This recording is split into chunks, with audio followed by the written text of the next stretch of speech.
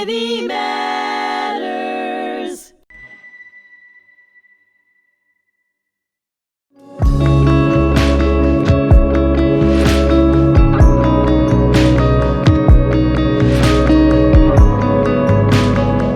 Hello, and welcome to HMTV. I'm your host, Dr. Bernie Furshpan, and I'll be hosting our series, Raised by Survivors. I have a very, very special person here who's a 2G, a second-generation survivor of the Holocaust, who has been involved with some incredible organizations and heads some of her own. Let me just tell you a little bit about what she's done. She is involved with the Committee to End Antisemitism and Promote Peace, and this is an organization associated with the United Nations. She's also a representative of Generations United at the United Nations. She's very much involved with many organizations. I would probably bet at least 10 or 20. She's the vice chair of the Committee on Intergenerational Solidarity and an expert on financial elder abuse, human rights, and social security. So we have a lot to talk about. Let's put it that way. Hello, Susanne Seperson. Susanne Bleiberg Seperson. Correct. You kept your maiden name. I did, and I use it for professional purposes because people knew me as Susanne Bleiberg. When I got my doctorate, I was Susanne Bleiberg. Come to think of it, I was Susanne Bleiberg Seperson already. But at any rate, I kept my name for professional purposes. And this is because I'm an only child and because I had no brothers to carry on my father's name. I felt that as long as I'm alive, I wanted to keep the Bleiberg part of Seperson too. So from the familial point of view, Susanne Seperson, professional Susanne Bleiberg Seperson. So how many organizations would you say that you are actively involved with? That's hard because I'm involved with quite a few.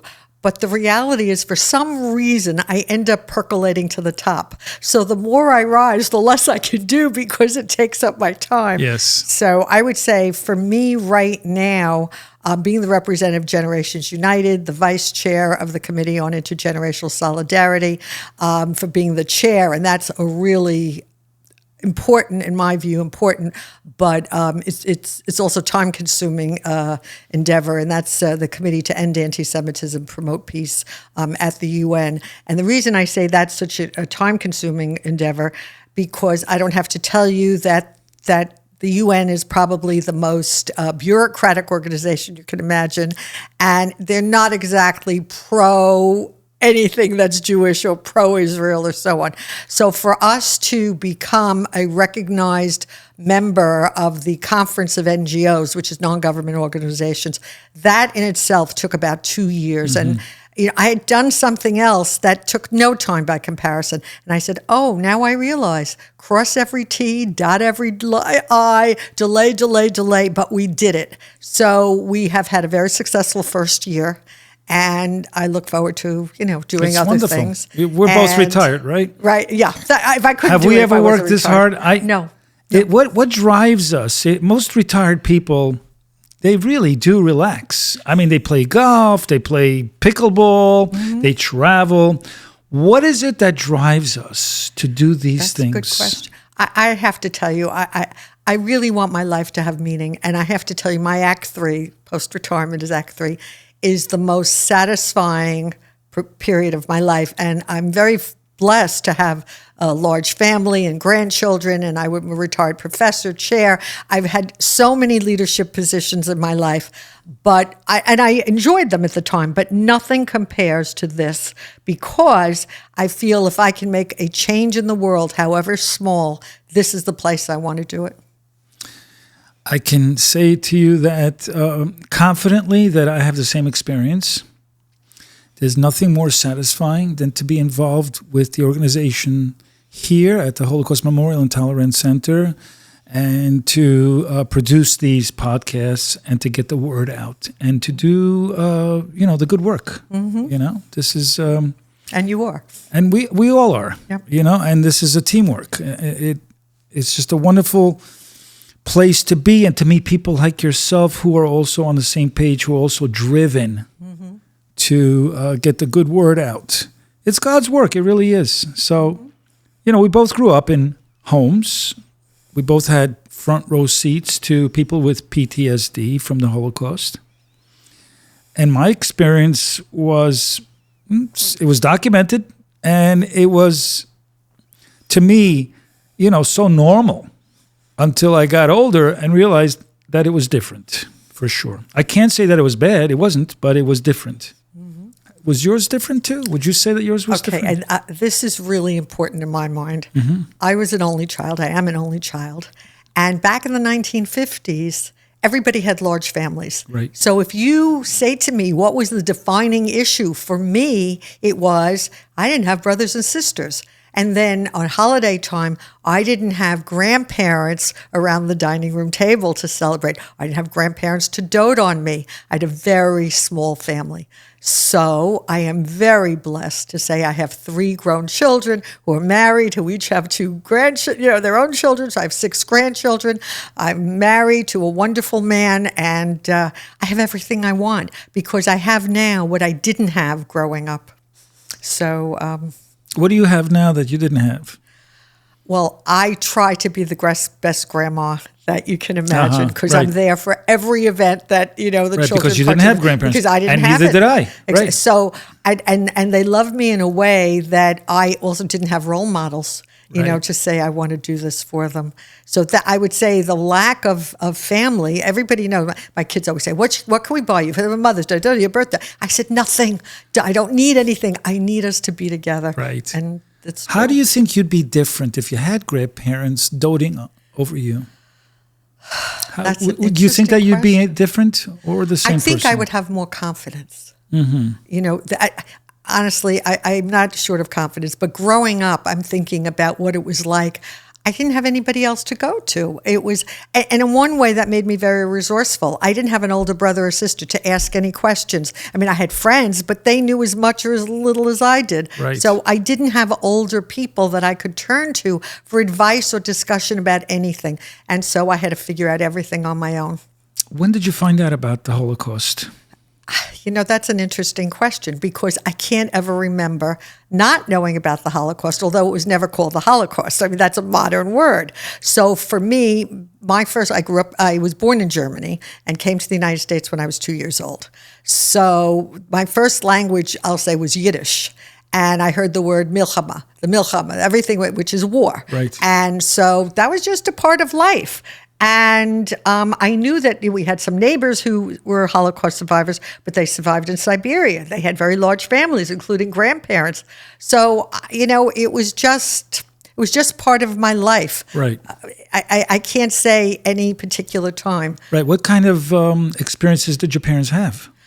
Oh boy! So this is interesting. My mom survived Auschwitz and other concentration camps, and she was a docent here at HMTC. So her story is well documented, and she called this place her home away from home. So that was really important. Unfortunately, my father died young, but my father was taken to a work camp, the Yanufska work camp in the Ukraine. And the story there, he would talk about, he escaped from the camp. So, and there were other survivors, and sometimes some men would come and they'd sit around the table. And I was a little girl, 4, 5, 6 years old. And I remember them, and this reviewing, what some of their experiences were, but they were always couched in heroic terms. We beat the bastards. We outsmarted them. We weren't victims. Whereas my mother and her father, actually her sister and mother, were taken on a train to Belzec, which was a death camp, not a work camp. Right. So my mother and her father jumped off the moving train. And I think of her as 007. So you have this little petite woman who was not particularly athletic, but there she is, really risking her life to do. But, she had no choice, is the way she put it. Her mother and her sister went on to the death camps. And I did a lot of research. I went back to Poland many times to do it. So, there's discussion. But in the 1950s, it was the Jews were like lambs led to slaughter. They didn't fight back. And I can tell you that's just not true. for instance, my grandfather, who did survive the war, by the way, and stayed in Europe, he took tools with him to get on the train. That's how they were able to take the two boards off high up on the board. So he removed them, and that way they could, my mother tells this whole story, how she had to roll out over the side of the train while it was moving, as she says, like a cat, and go in, out into the snow. Did she get hurt, or she fell into the snow? Well, she fell into the snow, which broke her fall. Right. But she said she had a concussion. She was black and blue, and she didn't know where she was. But the only thing she remembered was her father's instruction to walk in the opposite direction of where the train was going, Right. and which she did. And I'll tell you part of her story. She saw what do you call him? A man, that was controlling the switches on the side of the train. And he knew what was going on. And, she asked for some guides for a piece of bread, whatever. And he said to her, look, you can't walk with the train tracks. There are too many Germans here. He said, go into town. And she wanted to give him her one piece of jewelry or whatever. And he said, I don't want it. You're going to need it. But don't go into town. So she, was dazed. But ultimately, she said she thinks she broke her nose, but the point is she survived. Right. And That's then what she mattered. she met up with her father back in the ghetto in their hiding place. So she went all the way back? Because to Belzitz, I don't know the mileage, because it was in kilometers anyway, but she walked, and they said walk at night, don't walk during the day. And so she walked from the border towards Belzitz. She walked back to her town in Oleshitsa. What an amazing story of survival, right? Yeah. She was young, only 10% of the children survived. Well, she was 19. Okay. But still, that's young. Still, yeah, sure. Sure. And scary. I mean, scary beyond words. Where did you grow up? I grew up in the Bronx. I came here when I was 2 years old. What was life like in the Bronx? First of all, let me ask you, did you live in a community where there were other survivors? So the answer is, I don't think so, except for this one family who lived in the apartment house that we lived in when we first moved to the United States. And I told you they survived through, in Siberia. My father's brothers survived, but no, the answer is going to be no. And my parents were very quick to say, we're going to Americanize. Right. And most of their close friends were Americans. Well, my parents moved us to Brooklyn, and surrounded by survivors in that community, I think they felt more secure, more comfortable to living with them. And I made friends, also 2Gs. At that time, I was just a little kid. But I knew that we all had something in common, right? It was kind of like a feeling like of a family. We all went up to the Catskills in the summer, like a lot of survivors did. Right. That's their story. And my mother cooked, she made like Polish food. That's what I knew. My friends ate American food, and I wanted American food. But this is what she knew. And she also took on a maternal role. So she, fed my dad. She kind of raised my dad in a way because he was traumatized. Really? He was 10 years old when his mother was killed, and his whole family was killed. He was the only survivor. So she kind of took on a maternal role. So she raised 3 boys, me, my brother, and my dad. Wow. And, I thought this was normal, the way we grew up and the way she raised us and eating Polish food. But I knew there was something very different, when I went into other homes. Did you notice anything different with your parents? That's interesting when you say about food, because we were kosher when I grew up. So that was, we didn't know about lactose intolerance either. But I think my father was lactose intolerant. So, in that sense. But my mother cooked German food, because after the war they were in Germany. If you want to hear a real saga, they went to Germany because they were declared stateless after the war, and it was easier to leave from Germany, and Poland, the Russians were coming and so on. So they went to Germany. I was born there. But before they could get on the ship and all of that to get to the United States, my mother was hit by a truck. Ooh. And ended up with amnesia. Oh, boy. So they were there. That's why in the interim I was born. And then as they were sort of coming to terms with their lives, they had a cook. And she taught my mother how to cook, because before then she didn't really do much cooking. So I grew up with German food, not Polish food. Do you ever work with other survivors that are from different genocides, like 2Gs from other genocides? I don't specifically, but for instance, one of my colleagues at the UN, again, he's not 2G, but his ancestors came from Armenia. So it was very interesting to hear a little bit about that.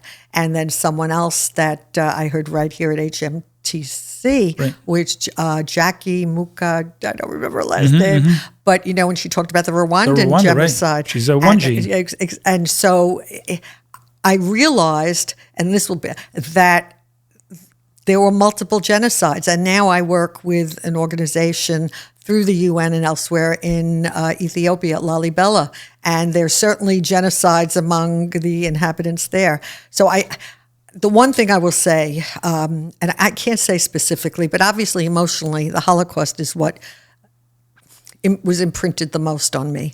And when I think of genocide, frankly, I think of genocide against the Jews because there are wars all over the place. And that's terrible, no doubt.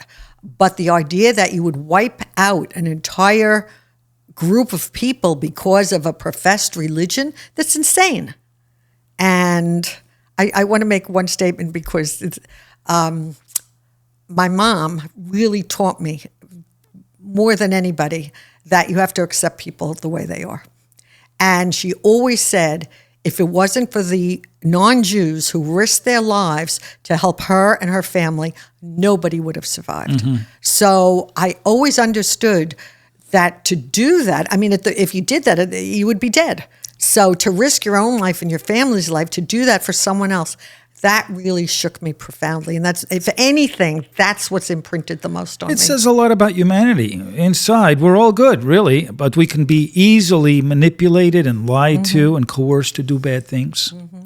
In fact, it was because of a Protestant farmer that my dad survived. Really? Several Protestant farmers. They're called Missourians. They were in the Ukraine side. And they were a different sect of Protestants that worked as a community to rescue Jews. Wow, I never heard of that group. Yes, very colorful clothing. And they farmed and protected and hid and fed Jews, many of them killed because of that. Wow. And the gentleman who advised my dad to run to the forest was a farmer. My dad was watching his cow, and he could have easily pointed my dad out to the collaborators and the Nazi guards, right, over there guarding the ghetto. But instead, he chose to, advise my dad to run, and he would have been killed. Him and his family would have been killed. So there's a lot of goodness out there. We have to bring that out. We have to awaken the goodness in society. Absolutely. And one of the highlights of my life, and beyond my family, there are many highlights, but my mom and I went many times with different members of my family. We went back to Poland, and we found two people who helped my mom and my dad. And one was Helga Fiotowski. I could tell you all about her. But she helped. My father was also in the woods. At any rate, he escaped from the work camp and then ended up hiding in the woods. But you still need to go back to change, to, keep warm. And she would always hide him and take him into her house. So that was, and we found her, and we developed a very good relationship then with her children, her grandchildren. And then on my mother's side, she had gotten false identity papers from the mayor's son of Oleshitsa. It didn't work out because a classmate betrayed her, but at any rate, we found him and his wife, and it was very exciting. They came to the United States for the first time for my youngest son's bar mitzvah. So I just look at these people. They are, named as righteous Christians and so on at Yad Vashem.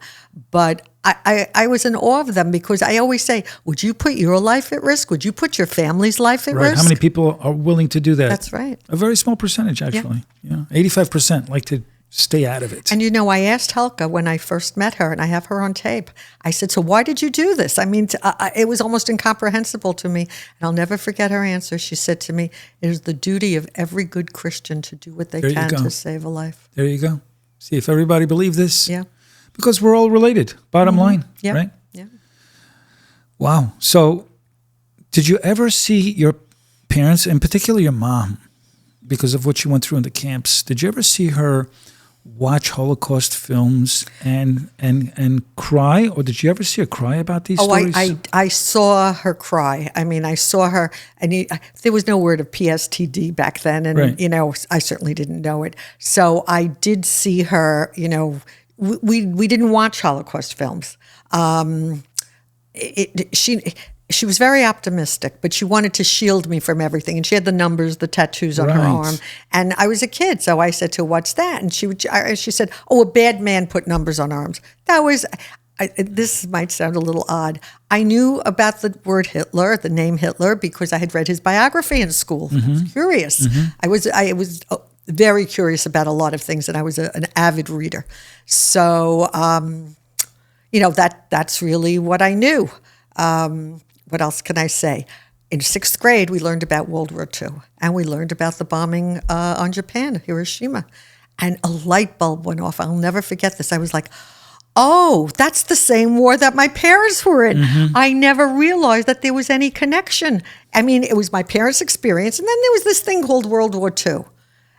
And all of a sudden I said, no, that's why they called it World War. So you made the connection. And your parents really didn't want to talk to you about it? No, not really. Yeah. No. And did they open up at any point? When the Holocaust Museum in Washington, D.C. opened up, and I remember my dad had already passed. My mom and I went, and we got there, because she was a life member and so on, before it opened up. And I can't remember, I think it was Janet, who was the secretary, the one who dealt with in Florida with the young boy, Elon. I know who you're talking about. Okay. When he went back to Cuba. Yep. But anyway, she was there and got a private tour. And she was right before us, and they let us in. And they said, you can go all through the museum, but just stay one room behind her. Right. So we did. And that was the first time that I had gotten the story from A to Z. Wow. So it was like, because I got bits and pieces. And how did it impact you? I felt relieved actually to know the whole story because I couldn't put it together. You I was weren't trying in the to make dark sense. anymore about it. Yeah. So I mean, I knew a lot of stuff, but not in a linear way or comprehensive way.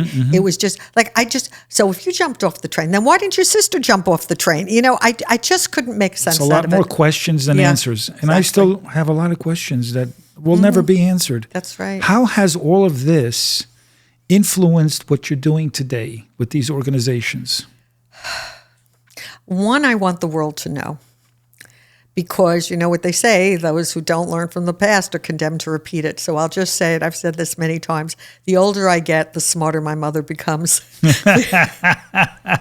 Because she would always say, I hope you never know what it's like. Because my mom went to high school in a, quote, comparatively big city, a Ruslov compared to Oleshitsa. So the part that really amazes me and upsets me the most is, where are the leaders of all the governments? Where are the leaders of the United Nations? Where are all the movie stars and athletes and all of the professionals and TikTokers? Why are they quiet now? Yeah, that's the question. Well, there are a lot of people that are resisting. They're starting. It's kind of like what you said, that people think that Jews were sheep. There are a lot of people that are resisting, but for some reason the media tends to focus on the negativity. And and social media too, by the way. Right. But there's a lot of resistance. There's a lot of people trying to push the tide back. That's what has to happen. It has to be a worldwide movement. It has to. Anti-Semitism, racism, hatred of other people is just wrong. Right.